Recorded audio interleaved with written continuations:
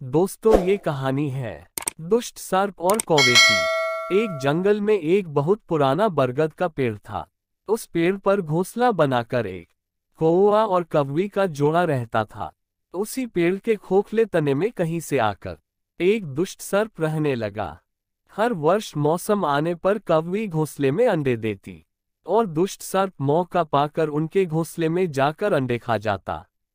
एक बार जब कौवा व कौवी जल्दी भोजन पाकर शीघ्र ही लौट आए तो उन्होंने उस दुष्ट सर्प को अपने घोंसले में रखे अंडों पर झपटते देखा।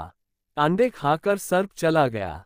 कौवे ने कौवी का ढाढ़स बंधाया और कहा, प्रिय, हिम्मत रखो, अब हमें शत्रु का पता चल गया है, कुछ उपाय भी सोच लेंगे। कौवे ने काफी सोचा विचारा और पहले वाले घोंसले को छोड़ उससे काफी ऊपर टहनी पर घोंसला बनाया और कौवी से कहा, यहाँ हमारे अंडे सुरक्षित रहेंगे। हमारा घोंसला पेड़ की चोटी के किनारे के निकट है और ऊपर आसमान में चील मंडराती रहती है। चील सांप की बैरी है। दुष्ट सर्प यहाँ तक आने का साहस नहीं कर पाएगा।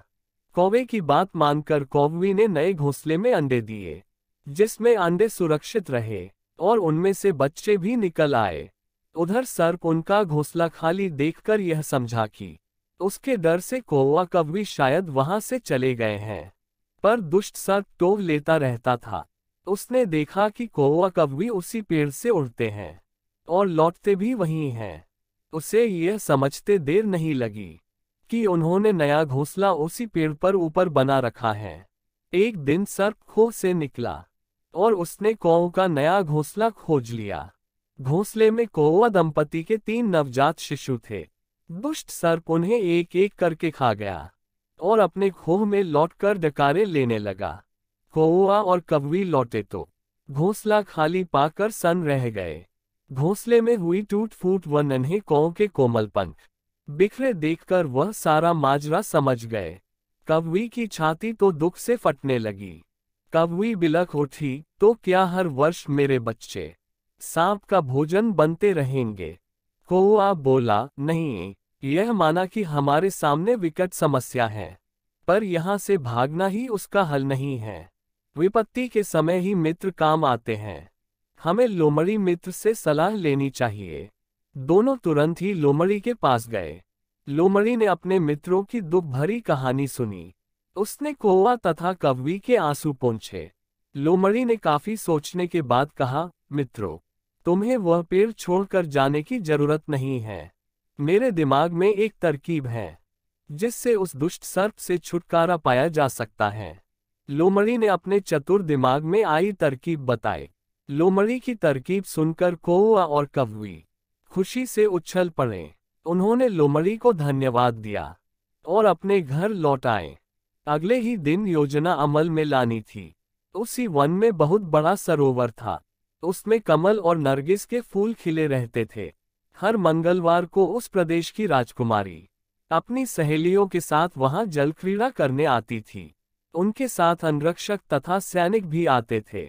इस बार राजकुमारी आई और सरोवर में स्नान करने जल में उतरी तो योजना के अनुसार कौवा उड़ता हुआ वहां आया। उसने सरोवर तट पर राजकुमारी तथा उसकी सहेलियों द्वारा उतार कर रखे गए कपड़ों और आभूषणों पर नजर डाली। कपड़े के ऊपर राजकुमारी का प्रिय हीरे और मोतियों का खूबसूरत हार रखा था। कौवी ने राजकुमारी तथा सहेलियों का ध्यान अपनी ओर आकर्षित करने के लिए कांव कांव का शोर मचाया। जब सबकी नजर उसकी ओर घूमी तो कौवा राजकुमारी का हार चोंच में दबाकर ऊपर उड़ गया। सभी सहेलियां चीखी, देखो देखो, वह राजकुमारी का हार उठाकर ले जा रहा है। सैनिकों ने ऊपर देखा तो सचमुच एक कौवा हार लेकर धीरे धीरे उड़ता जा रहा था। सैनिक उसी दिशा में दौड़ने लगे। कौवा सैनिकों को अपने पीछे लगाकर धीरे धीरे उड़ता हुआ उसी पेड़ की ओर ले आया। जब सैनिक कुछ ही दूर रह गए तो कौवे ने राजकुमारी का हार इस प्रकार गिराया कि वह सांप वाले खोह के भीतर जा गिरा। सैनिक दौड़कर खोह के पास पहुंचे।